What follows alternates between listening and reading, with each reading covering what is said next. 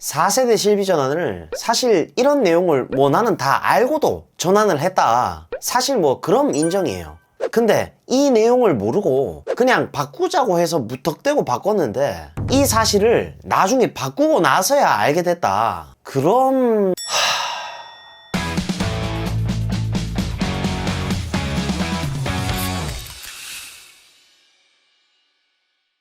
네, 안녕하세요. 여러분들의 갈증을 톡 쏘는 보험 지식으로 해소시켜드리는 보험사이다입니다.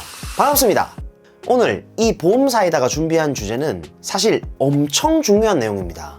이건 사실 예전부터 제가 영상으로 꼭 올리려고 했었던 건데, 지금 최근에 이제 실손보험 전환하시는 분들이 많이들 계실 텐데, 실손보험 전환하실 때 진짜 이 내용을 전혀 모르신 상태에서 전환하시는 분들이 생각보다 엄청 많으시더라고요.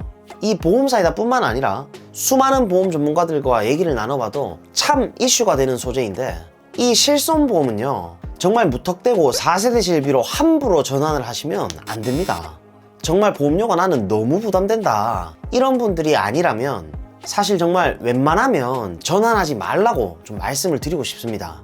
제가 왜 이렇게까지 말씀을 드리는지 지금부터 영상을 보시면 알게 되실 거지만, 만약 실손보험을 전환하려고 했다거나 전환을 고민 중이신 분들이라면 정말 꼭 영상 끝까지 잘 시청해 주시길 바랍니다.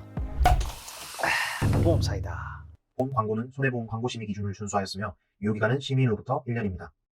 오늘 풀어드릴 내용은요 정말 중요합니다. 우선 4세대 실비보험이 나오면서 바뀐 내용들이 좀 있는데, 우선은요 이 4세대 실비가 나온 지 얼마 안 됐습니다. 21년도 7월 달부터 나오기 시작했는데, 21년도 7월 이전에 1세대부터 3세대까지의 실비의 경우에는 본인이 병원을 많이 가시던 적게 가시던 보험료가 동일하게 할증이 올라갑니다. 그런데 이 4세대 실비부터는요, 우리 왜 자동차 보험처럼 의료 이용량에 따라서 개인별로 보험료가 차등 적용됩니다. 그러니까 내가 병원을 많이 가면 많이 갈수록 보험료가 할증된다고 생각을 하시면 이해가 쉽겠죠. 병원을 안 갔을 경우에는 물론 뭐 할인을 해주긴 하겠지만, 그리고 또 이 중요한 포인트는요 3세대 실비랑 또 비교를 해보면요, 3세대 실비의 경우에는 재가입 주기가 15년입니다. 근데 4세대 실비부터는 이 기간이 굉장히 줄어서 이제는 5년이에요.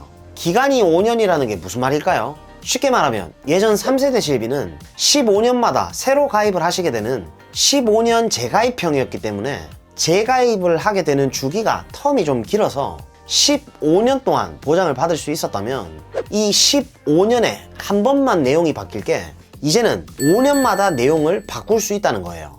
설마 재가입형 실비를 가입하셨는데 이것도 모르고 가입하셨던 건 아니겠죠? 보험사이다.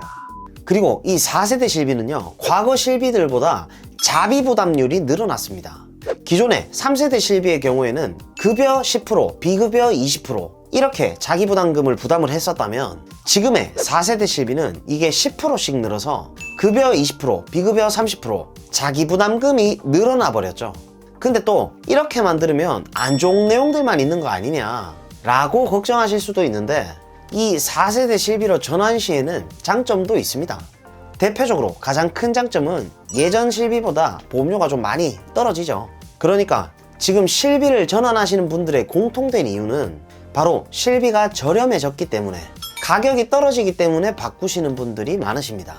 네, 저렴하다는 이유로 이제 바꾸시는 분들이 많이 계시는데, 물론 이게 너무 부담돼 가지고 나는 이거 안 바꾸면 더 이상 실비를 유지를 못 하겠어, 해지를 해야 될 것만 같아, 그런 분들이 근데 아님에도 불구하고 이거를 잘 모르고 그냥 보험료가 좀 저렴해진다는 이유로 그냥 무턱대고 바꾸시는 분들이 계시는데, 그건 정말 아니라는 거죠.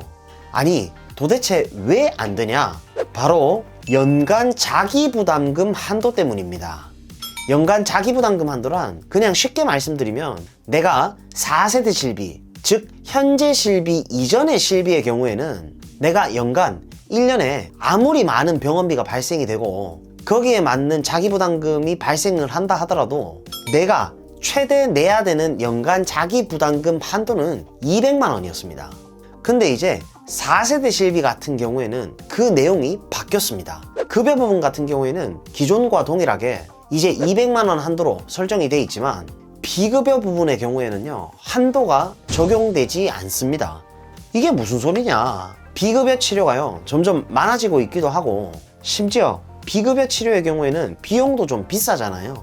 예를 들어서 비급여로 내가 병원비가 3천만 원이 나왔다고 가정을 해볼게요. 그럼 옛날 같으면 그 3천만 원의 본인 부담금이 20%니까 3천만 원의 20%인 600만 원이 나오는데, 내가 부담하는 비용은 200만 원까지이기 때문에 나는 200만 원만 내고 나머지는 전부 다 보험회사에서 부담을 했었잖아요. 근데 지금의 4세대 실비 같은 경우에는 비급여 부분에서는요, 자기부담금 한도라는 게 사라졌기 때문에 200만 원 한도가 아니라 600만 원이든 뭐 900만 원이든 상관없이 그냥 그 금액 다 내가 부담을 해야 된다는 겁니다. 그러니까 이런 부분들이 엄청 큰 리스크로 다가올 수도 있다는 거죠. 네, 그래서 제가 이해를 조금 더 쉽게 도와드리기 위해서 표를 하나 준비해봤습니다. 네, 이건 지금 현재의 4세대 실비 기준이 아니라 기존 예전 실비에 대한 표입니다. 그래서 자기부담금을 보시면은 급여에서 90%가 보상이 되고 비급여에서 80% 보상이 돼서 각각 10%, 20%씩만 자기부담금이 있단 말이에요. 병원비가 그냥 예를 들어가지고 급여 항목에서는 1,000만 원, 비급여 항목에서는 3천만 원이 나왔다고 가정을 해볼게요. 네, 그래서 총 병원비가 4천만 원이 나온 거죠. 그러면 1,000만 원에 90%를 보상해 주니까 얼마죠? 900만 원이죠. 그리고 비급여의 경우에는 3천만 원에서 80% 보상이면 얼마죠? 2,400만 원이죠. 총 3,300만 원이 보험회사에서 돌려준다는 금액이란 말이에요. 근데 여기서 자기부담금을 제외하면은 지금 자기부담금이 얼마죠? 700만 원이죠. 네, 원래 내가 부담해야 되는 자기부담금은 700만 원인데 제가 아까 말씀드렸었죠. 지금의 4세대 실비가 아니라 예전 실비 같은 경우에는 아까 말씀드렸던 자기부담금 한도가 200만 원까지이기 때문에 부담해야 될 비용이 700만 원이 나왔지만 그 중에서 내가 200만 원만 부담하면 되기 때문에 나머지 500을 더 받을 수 있다는 거죠. 그러니까 결국 내 병원비가 4천만 원이 나왔다고 하더라도 3,300만 원을 돌려받는 게 아니라 3,800만 원을 돌려받는다는 거죠. 이렇게 급여든 비급여든 연간 자기부담금 한도 200만 원이라는 한도가 정해져 있는데, 근데 4세대 실비보험은 이게 어떻게 바뀌었냐? 지금 보시면 동일한 병원비가 나왔다고 가정을 해볼게요. 급여 1,000만 원, 비급여 3천만 원 이렇게 똑같이 총 병원비가 4천만 원이 나왔어요. 급여 1,000만 원에서 80%를 보상하면 800만 원을 보상하고 자기부담금이 얼마죠? 200만 원인 거죠. 그리고 비급여 같은 경우에는 3천만 원에 70%를 보상하기 때문에 2,100만 원을 보상하고 자기부담금은 얼마죠? 900만 원이 되겠죠. 그럼 급여 200만 원과 비급여 900만 원을 부담하게 되니까 총 1,100만 원을 내가 부담을 해야 하는 거죠. 근데 이게 예전 실비였다면 1,100만 원을 자비 부담을 해야 했었다 하더라도 자기부담금 한도인 200만 원만 내가 부담을 하고 나머지 900만 원은 돌려받을 수 있는 건데, 지금 여기에서는 급여는 어차피 200만 원 꽉 찼어요. 그러니까 이 200만 원은 내가 어차피 내야 될 돈인 거예요. 비급여에서도 이게 원래 자기부담금 한도가 200만 원이 적용됐어야 했는데 적용이 안 되도록 바뀌어버린 거죠. 그래서 900만 원을 다 내야 되는 거죠. 그러니까요, 결국에는 자기가 부담해야 되는 금액이 1,100만 원이나 돼버리는 거죠.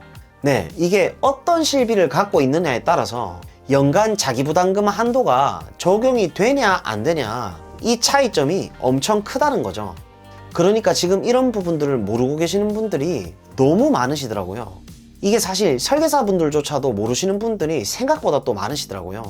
여러분들 요즘 유튜브 채널로 보험에 대해서 많이들 알아보실 텐데 지금 이런 내용을 알려드리는 유튜브를 혹시 보신 적 있으신가요? 네, 아마 없을 겁니다.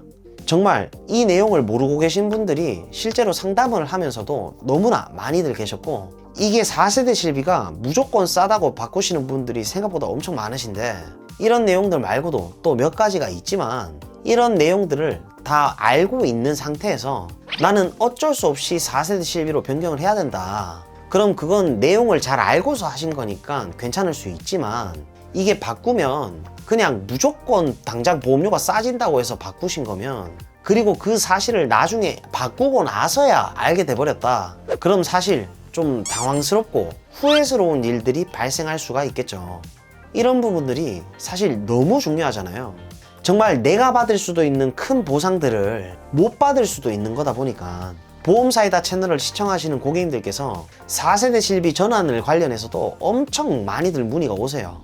근데 저는 사실 정말 비용 부담이 너무 커서 도저히 안 될 것 같아서 바꾸시는 경우는 모르겠으나 웬만하면 저는 전환을 하지 말라고 좀 말씀을 드립니다.